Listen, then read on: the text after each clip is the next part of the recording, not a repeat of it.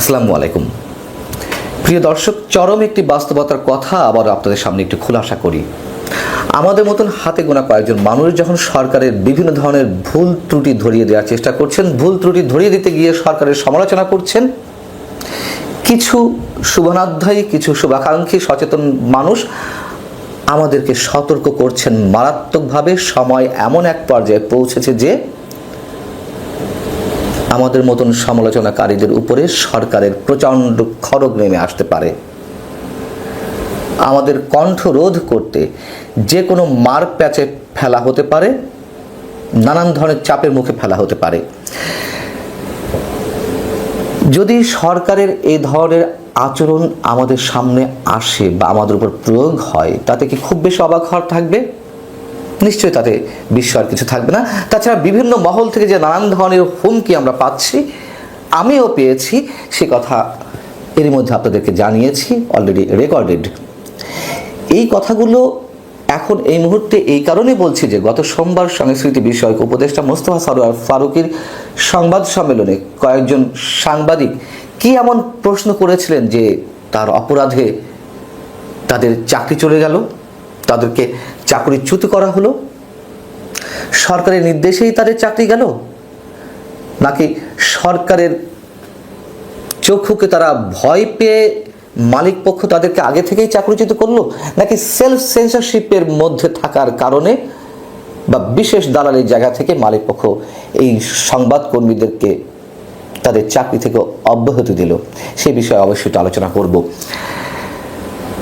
এবং যাদেরকে চাকরিচ্যুত করা হয়েছে, সংশ্লিষ্ট টেলিভিশন কর্তৃপক্ষ তাদের ছোট্ট বিজ্ঞপ্তির মাধ্যমে জানিয়েছে, টেলিভিশন স্ক্রলে দিয়েছে যে সংস্কৃতি বিষয়ক উপদেষ্টা মোস্তফা সরোয়ার ফারুকীর সংবাদ সম্মেলনে জুলাই অভ্যুত্থানের অবমাননাকর প্রশ্ন করার জেরে অমুক অমুক সাংবাদিককে চাকরি থেকে অব্যাহতি দেওয়া হলো।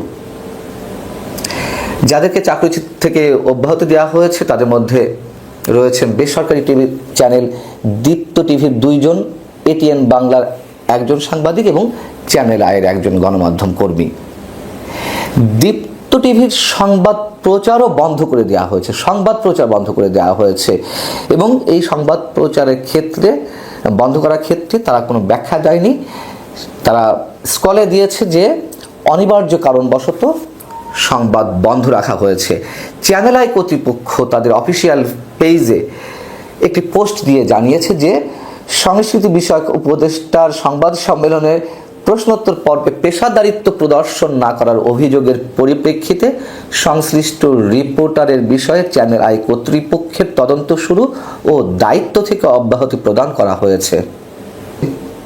সত্য কথা, যারা শুধুমাত্র মুক্তিযুদ্ধের পক্ষের শক্তি হিসেবে নিজেদের মানসিকতার প্রকাশ ঘটিয়েছেন, তাদের চাকরিও গেছে।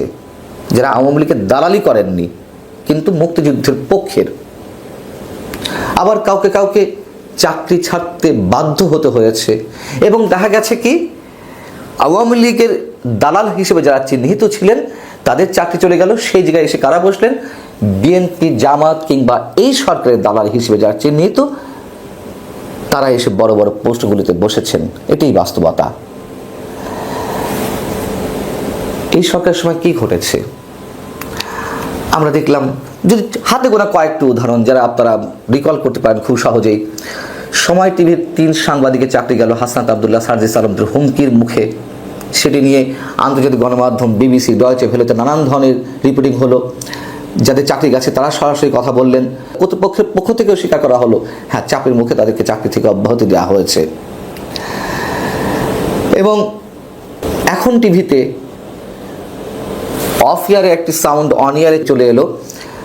সার্জিস হাসনাতদের একজন উপস্থাপক গাল দিচ্ছেন, সেই অপরাধে সেই উপস্থাপিকা সহ আরও একজনের চাকরি গেল।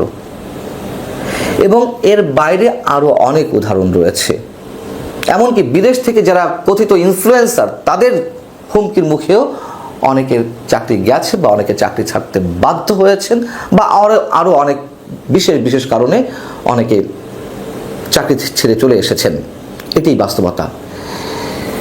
বলা হয় যে অন্তর্বর্তী সরকারের সময়, এই সরকারের সময় ইতিহাসের সেরা স্বাধীনতা ভোগ করছে গণমাধ্যমগুলো। এই কি স্বাধীনতা নমুনা? তথ্য উপদেষ্টা মাহফুজ আলম তিনি দীপ্ত টিভি সম্পর্কে বলেছেন যে সরকারের কোনো চাপে সংবাদ পরিবেশনা বন্ধ হয়নি, এটি তাদের অভ্যন্তরীণ কারণে সংবাদ পরিবেশনা বন্ধ রয়েছে। হতে পারে, কিন্তু এটি সত্য কথা, আমি একটু স্বীকার করে নিই। যে ক্ষেত্রে সরকারের বিশেষ কোনো নির্দেশনা নেই, বিশেষ কোনো নির্দেশনায় কোনো নিউজ কিল করার কথা বলা হচ্ছে না, সেলফ সেন্সরশিপের মাধ্যমে পত্রিকা হোক বা টেলিভিশন চ্যানেল হোক, তারা কোনো নিউজ, জনস্বার্থ সম্বলিত অনেক নিউজ তারা কিল করে দিচ্ছে, তারা পরিবেশন করছে না। আর যেটি বলছিলাম যে নির্দেশনা এক এক করে বা নির্দিষ্ট করে দেওয়ার কোনো কারণ নেই, তারপর নির্দেশনা একবারেই আসছে। যেমন গত 16ই ফেব্রুয়ারি একটি অনুষ্ঠানের সরকারের বা প্রধান উপদেষ্টা প্রেস সচিব মিস্টার শফিকুল আলম তিনি যে কথাগুলো বলেছিলেন একটু মনে করিয়ে দিই। তিনি বলছেন, জুলাই আন্দোলনের সব চোখ রাঙানিকে উপেক্ষা করে অনেক গণমাধ্যম ভালো সাংবাদিকতা করেছেন, এর বাইরে অনেক গণমাধ্যম দালালি করেছেন।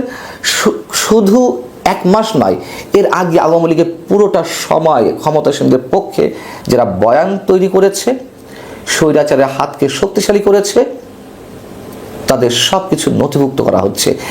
এই ধরনের বয়ানের পরে টেলিভিশন কর্তৃপক্ষ কিংবা পত্রিকা কর্তৃপক্ষ বা মালিক পক্ষ তারা সেলফ সেন্সরশিপে যাবে না তো কি করবে? যেমন আমরা দেখেছি, এ নিয়ে আমি একাধিকবার কথা বলেছি, 16 ডিসেম্বর বা বিজয়ের মাসে কিংবা স্বাধীনতা মাসে, শহীদদের মাসে, ভাষা শহীদদের ডগি পর্যন্ত ওঠেনি স্মৃতিসৌধের কিংবা বিজয়ের পতাকার কিংবা শহীদ মিনারের। কেন ওঠেনি? যদি মুক্তিযুদ্ধের পক্ষে কথা বলা হয়, যদি এই সরকার খড়গ নামায় এই সব প্রতিষ্ঠানের উপরে, সেই ভয় থেকেই তো। আচ্ছা, এখন সংস্কৃতি বিষয়ক উপদেষ্টার ওই অনুষ্ঠানে সাংবাদিকরা কি প্রশ্ন করেছিলেন? 3-4টি প্রশ্ন করেছিলেন। কি ছিল তার মধ্যে? একজনের প্রশ্ন ছিল মঙ্গল শোভাযাত্রার বদলে যে আনন্দ শোভাযাত্রা এবার করা হলো এবং তাতে যে ফ্যাসিবাদী চরিত্র হিসেবে বা প্রতীক হিসেবে শেখ হাসিনার মুখাবয়ব নিয়ে আসা হলো, মোটিভ নিয়ে আসা হলো, এতে কি দেশের জনগণকে একাত্মবদ্ধ করা হয়েছে নাকি বিভক্তি তৈরি করা হয়েছে? আরেকটি প্রশ্ন কি ছিল? মোস্তফা সরোয়ার ফারুকী বলছেন 1400 জনকে খুন করা হয়েছে, শেখ হাসিনা সরকার খুন করেছে।